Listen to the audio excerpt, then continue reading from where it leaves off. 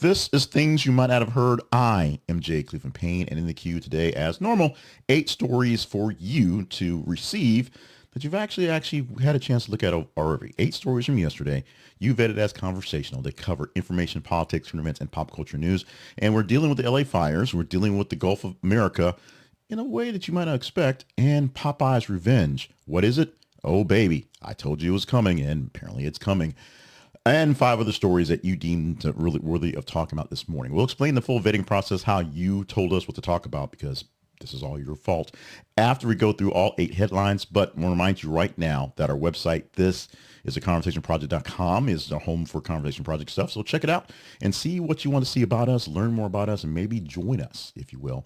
And if you want to just yak at me, email the conversation inbox at gmail.com. Of course, you can comment on any of the videos or to the podcast as well, but send me an email. We can talk about anything you want to, especially if the stories we're pulling up there for you to see are not the right ones you think they should be seen. We'll explain how you actually pull them up in just a bit. It is Thursday, January 9th, 2025, and what we're not talking about news-wise is the oncoming second wave of winter apocalypse, this time coming further south. So me in Arkansas, while it's nice and pretty now, in about 6-7 hours around lunchtime, we'll start seeing snow coming in for a couple days. So we'll be stuck here for a couple days. So I'll be here with you, working remotely and doing some things here and there. So if you see something I should work on right now, let me know. But today, on Thursday, we're not talking about the snow yet. We'll probably bring that up on Friday's story. The weather event that we're talking about, and yes, it is weather, is fires in Los Angeles. And we're not talking about the fires per se on what's going on, but the fact that LA officials are talking about how overwhelmed the deadly firestorms in Los Angeles are. Essentially, Los Angeles is facing a series of devastating wildfires. I believe 5 major fires with names are burning right now, overwhelming the sources of Los Angeles County Fire Chief and all around California. The fire chief, Anthony Marone, has acknowledged that the department is basically not staffed enough to get things done, doing the best they can with what's going on, the catastrophic nature of so many fires in so many places, and resulting in asking for help in many other places outside of California to step in and help. 100,000 residents have had to evacuate because of structure fires every place. And the largest one right now is the Palisades fire, burning over 17,000 acres, the most destructive in Los Angeles history. I've not heard numbers from this morning, but as of yesterday, early yesterday, when I was really paying attention to what was going on, all the reports were saying 0% contained around this time yesterday. And now 1, maybe 2 more fires have been lit since those times, and it has been hellacious. The governor, Gavin Newsom, and the mayor of Los Angeles, Karen Bass, are being fingers pointed at and scapegoated for just not being prepared. They're doing what they can, saying what they can. President Biden was actually in California for an event. He was in California for a fundraiser that got canceled. And so he had to spend time with Gavin Newsom. And he actually from there approved a disaster assistance going forward on this thing. The story gets larger, weirder, wilder as it goes along, as we see many famous people out there fighting fires and saving people's lives, and many people who are just sort of random folks talking about the experience they had of having about 3 hours to go get stuff, get out of the way, and come back to find everything was gone.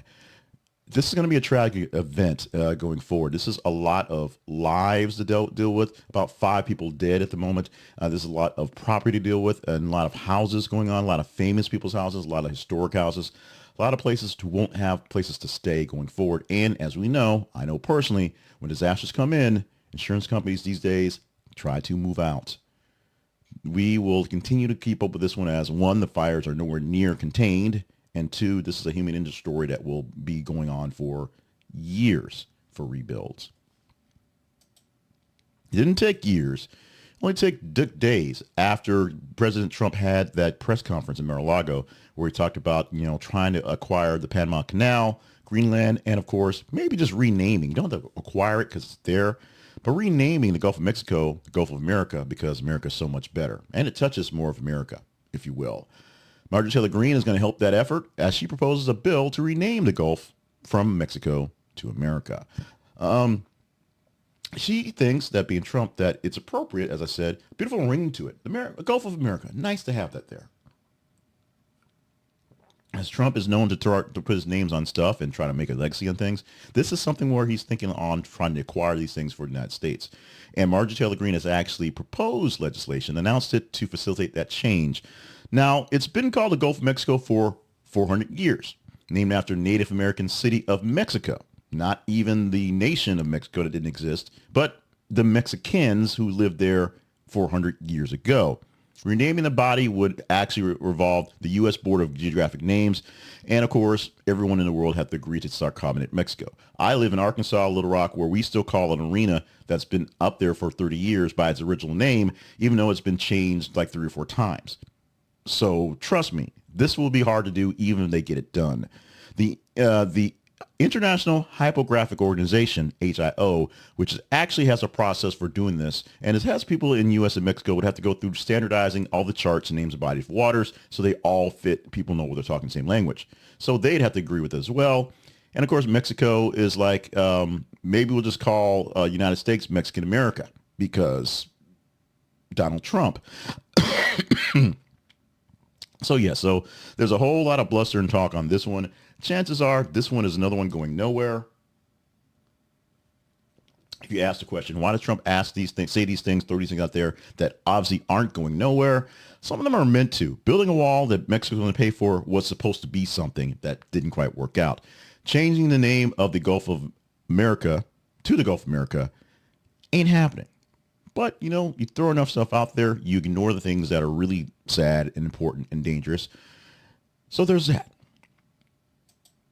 Meanwhile, CNN anchors yesterday, and I missed this because of just various things. I usually watch the show in the morning. I'm the last person watching CNN, apparently. They slammed Fox News over Trump getting answers or getting questions to his town hall in advance. Town hall questions in advance, as I actually wrote that and should have said that. So this happened on CNN News Central, where Sarah Seidner, Kate Baudouin, and John Berman were criticizing Fox News over claims that back in the day, through the Fox town hall with Donald Trump, President-elect Donald Trump actually got town hall questions in advance, and of course, calling it a serious breach of journalistic ethics. This was from an excerpt in a new book called Revenge, Inside Story of Trump's Return to Power, that basically Trump's team got the questions about 30 minutes ahead of time back in January. Fox News Town Hall was hosted by Brett Baier and Martha McCallum. And the report is that the senior aide got some images of some questions and worked them out to get some stuff to Trump to work them out on ahead of time. Now, you may recall Fox has basically blasted various members of the Democratic Party, including CNN contributor Donna Brazile, back in 2016 when she supposedly leaked some questions to Hillary Clinton during a debate as well, because she worked at CNN and CNN did the debate, so she had access to it. So they got called out for it. So this isn't necessarily a matter of them calling it out because they were called out, but this was something, let's be honest, content and anti-Trump. You can call it propaganda. I'm going to call it programming because that's what we're doing for the next 4 years. It's pro-Trump and anti-Trump programming. And CNN tried to get the jump on something saying, hey, you guys did just as bad as we did. And we'll see what happens. Not a major story, not a big story, but something that was interesting to drop in there so that you can kind of get an eye on what's happening. Because yes, it is a both sides thing. Both sides both do it. More details on the Cybertruck explosion or the planning of it. The FBI confirmed that the Cybertruck suspect did use ChatGPT to help plan the hotel explosion. We talked, I think yesterday or day before, about the incident in New Orleans where the assailant wore meta glasses and taped his surveillance around the city a couple times. Here's some insight on how the Cybertruck attack in Las Vegas came about. The 37-year-old Army Green Beret actually utilized ChatGPT to plan wells for the explosion. So in a bid to be semi-funny in the situation, because you ChatGPT and I use it every day to write my stuff with my robot editor, that may be a reason why I did not go off so well, because generative AI tends to make things up and do things wrong. So maybe we have to thank AI for not killing us this time. So investigators found that Livensberger consulted with ChatGPT for information on constructing explosive devices, quantity of explosives acquired, and the method of detonation. He also inquired about the acquisition of materials and relevant legal considerations in that. Then he loaded the Cybertruck with fireworks, gas canisters, and camping fuel to blow it up in front of the Trump Tower in Las Vegas. Now, a lot of the questions that go around this go to the fact that people wondered if he's a special forces guy, if he's a Green Beret, he should know how about blowing stuff up. Why do you use such an amateurish way to do stuff? Well, maybe he didn't know about blowing up stuff up, or maybe he did and wanted to see what sort of regular off-the-shelf civilian things he can get to do the jobs he's used to doing with, the pro-level stuff. Authorities have expressed concerns over the potential misuse of AI tools such as this for individuals seeking harm, such as this. Since the internet has been the internet and people can search for stuff, you can find all sorts of ways to do bad things online. Back in the day, you had to find some sort of sketchy magazine, look for an article in the back for it, and pay some money, and someone would send you a booklet for this stuff, and you can do your own damage. Here, for about $20 a month, you can talk to OpenAI's ChatGPT and get what you want to. Now, granted, it's not perfect, which is good, and maybe because of what he said, it was stuff that was less effective than it could have been. So we have that to maybe thank for it. But we do have to think about what's going on here. Yes, can be dangerous. Yes, the internet is a very bad place if you make it that way, but it also is a tool for good, which is the purpose it's meant for.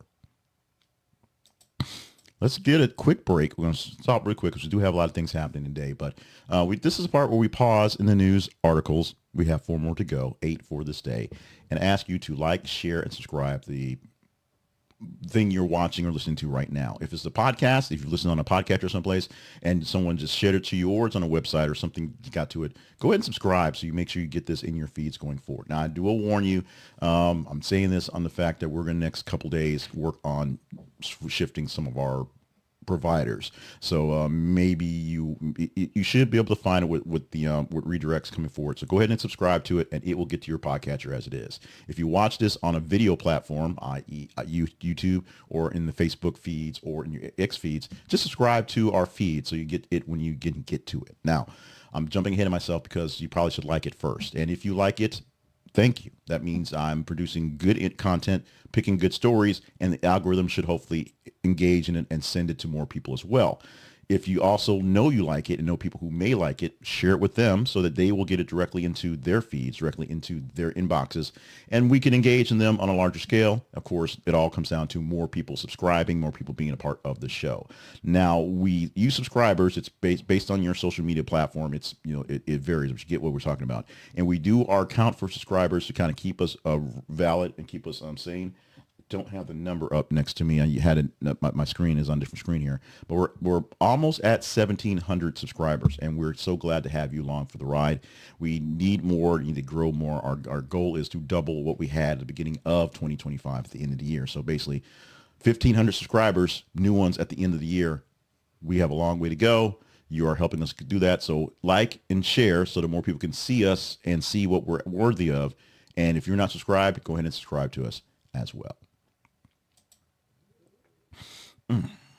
Quick hydration break to clear my throat.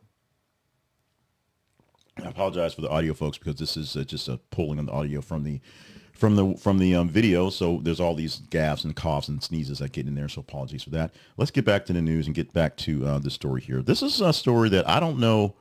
Well, I know why. Way back in the TV infomercial days, I decided to buy a very big package on Scientology, the big Dianetics package with all these things is supposed to help you with your life because, I'm big into personal development. And I literally cannot read past 4 pages of the book. It was just sort of weird. So how so many people are in tune to this is a mystery. So when this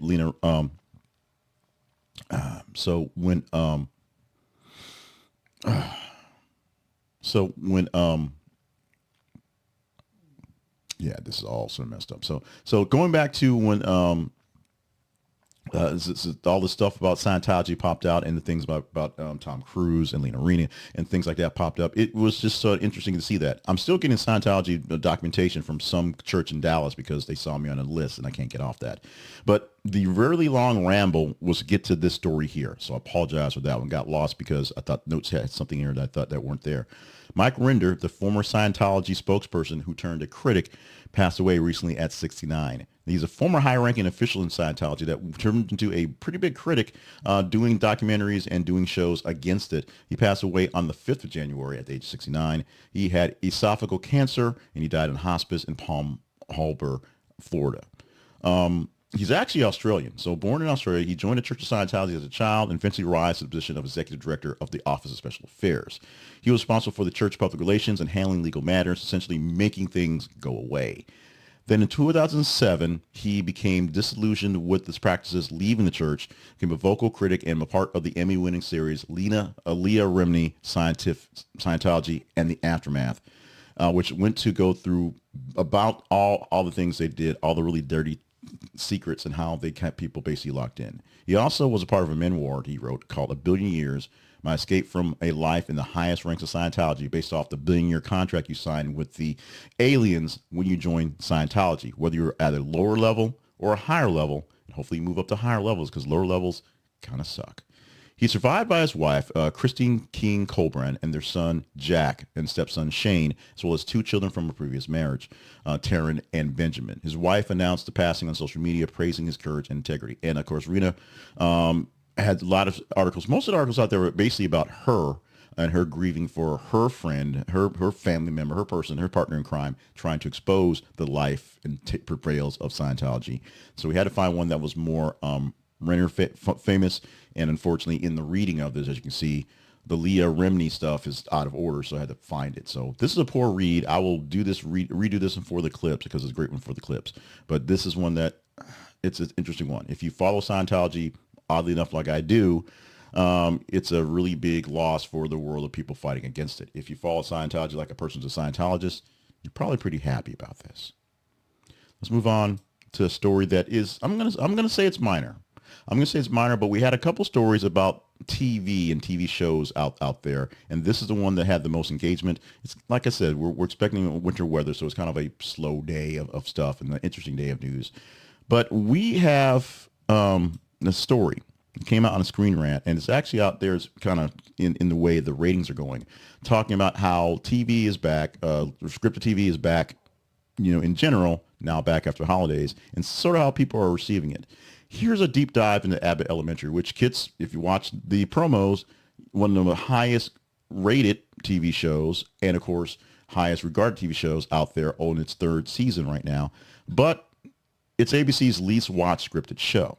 The acclaimed mockumentary series is a sitcom which is styled on essentially The Office, where there's documentaries going through and recording everything, literally at their houses, at Christmas parties, at private events. They're just always recording things. So it has a bit of a fourth wall deal where they look and interact going forward. In fact, there's been some complete breaks of fourth walls in some episodes recently, but it's not actually getting the viewership that people expect or you think. The Golden Bachelorette, for example, averages 2.7 million viewers watching it in the when the in a 0.3 rating, and Abbott doesn't get those numbers. Although season 4, I should say, the Mirror had a nice increase in numbers. It's actually down, and the ratings are down, and the actual the numbers of cues are down. Part of it is the way we engage in these things, the way we actually promote these things. Part of it is people are watching on streaming, which is getting better at tracking these things, but you're looking at who watches it in real time or within about a day or so.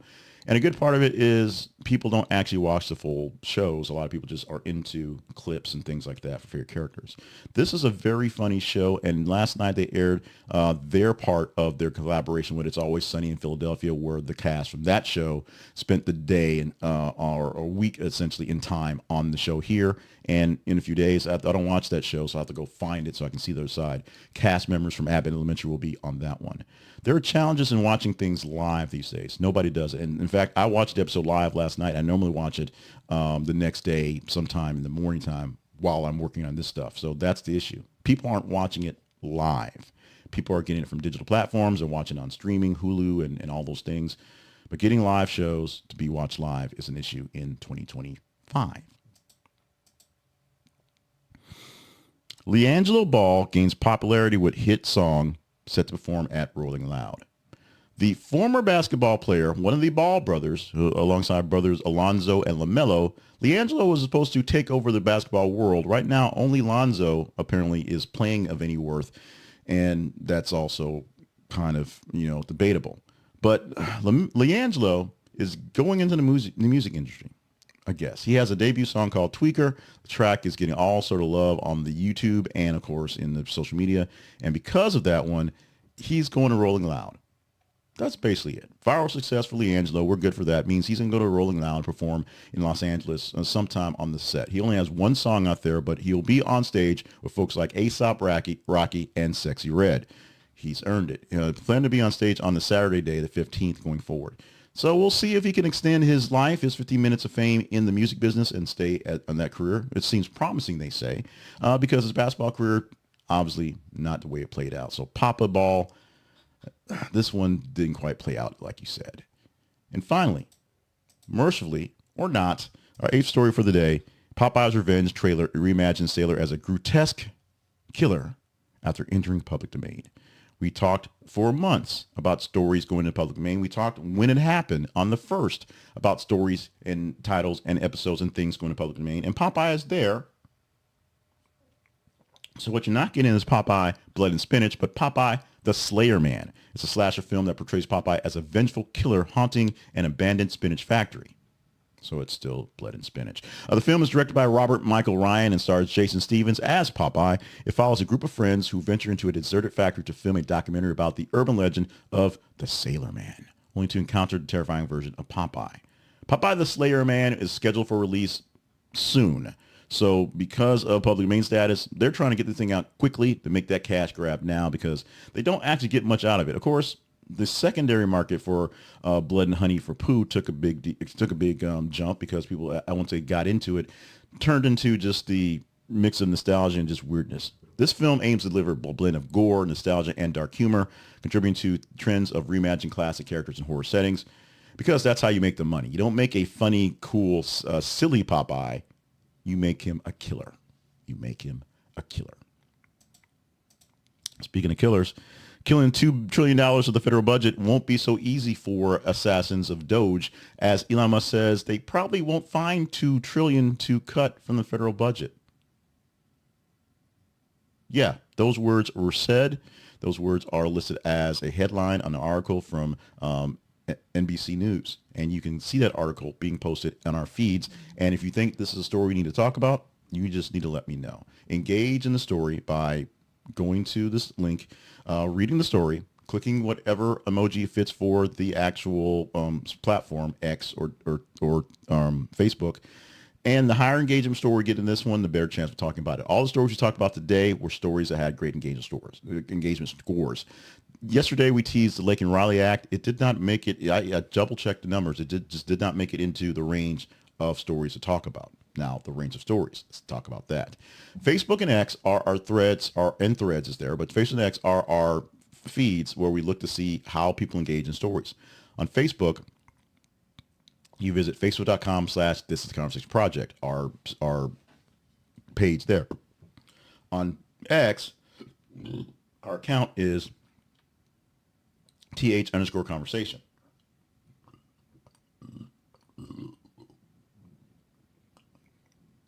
Serious apologies to people who are listening to this on the audio because I know it just sounds weird and disgusting. I apologize for that. But on Facebook and on X, every 50 minutes we post news articles for you to engage in. So when you check your feeds for what's going on in your family or what other things that Doge is talking about, you can see what we're talking about and you can engage in those headlines and let us know if they're worthy of chatting up in the shows coming forward.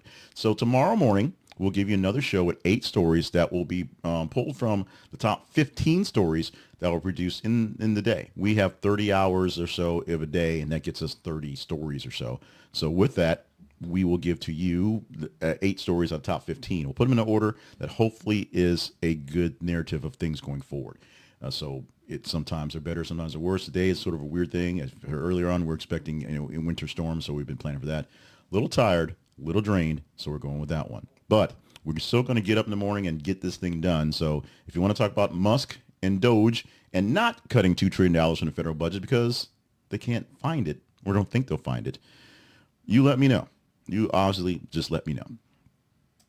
I want to let you know about a great deal, or great deals, should say, that could be yours. They can start off this year for your business or just your personal development stuff. Go to AppSumo and find the deals that will take care of you for life. AppSumo offers up big discounts on new technology, new companies, and most of them are lifetime deals for people trying to get funded to get things going on the front end. I use many lifetime deals from AppSumo that I've been using for over the years I've been buying from them, including Get Stencil, which even though I've now paid for more extensive and more different platforms because you sort of have to learn them. Get Stencil is my go-to job, and it was originally named something else. It changed names, it changed plans, it changed what's going on. I paid for this on a very low price many, many years ago. I still get to use it for that one price. I don't pay anything else for that one. That's the most prominent one I use. And so if you want to get in on some of these great deals on the bottom floor of there's launch at low prices that may include forever, get in on them. A lot of great new AI tools are being produced by various people. New communications tools that rival the high-end, high-level other things. Just as good, and in some cases better, but they need a good footing to get started. So they're looking for upfront funding, and AppSumo and Uncle Noah wants to get you deals on these things right now. So go to our link and use this link because it's an affiliate link for us. We get a small commission, more AppSumo love for us. This is theconversationproject.com/AppSumo. This is theconversationproject.com/AppSumo, and check it out today. If you're a business, a small business, or maybe a medium-sized business, there may be something in here that is a little cheaper than the tools you're already using and will be just as good and maybe even better, mostly because it's cheaper. There might be something that you've been looking to get into, some AI things, some SEO type things, some things that'll help you with your writing and some things help you with your production that you didn't know you needed until you saw it there. You saw a great deal on it and pulled the trigger, and it took care of you. So check it out using our link. This is theconversationproject.com/AppSumo. We appreciate the love you give to us. We appreciate the love they'll give to us in return. And make sure you tell Uncle Noah that we sent you. Meanwhile, talking about the Conversation Project very quickly. The Conversation Project lives online at our website. This is theconversationproject.com. I talk much longer than I usually do in the like, share, and subscribe part, so it's all there. Go to our website. We have links to past episodes, links to other various venues that we're on. This thing's on X, on YouTube, and on Facebook, but we're also on TikTok. We have podcasts. You might be listening to the audio podcast. It's there as well. I also have an email newsletter that is just the news links straight to you in the morning, every single morning with the news we have. So less quirky me, more quirky news straight to your inbox so you can check it off as well. That's it. Oh, it's not it. We talk about sponsors and we talk about partnerships. So if you want to help us out directly, we'll give more hype to the partners tomorrow. Trust me, we'll be long tomorrow.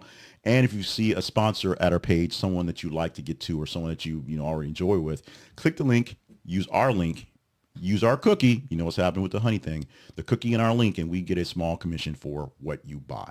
It's just like that. Small commission, nothing crazy.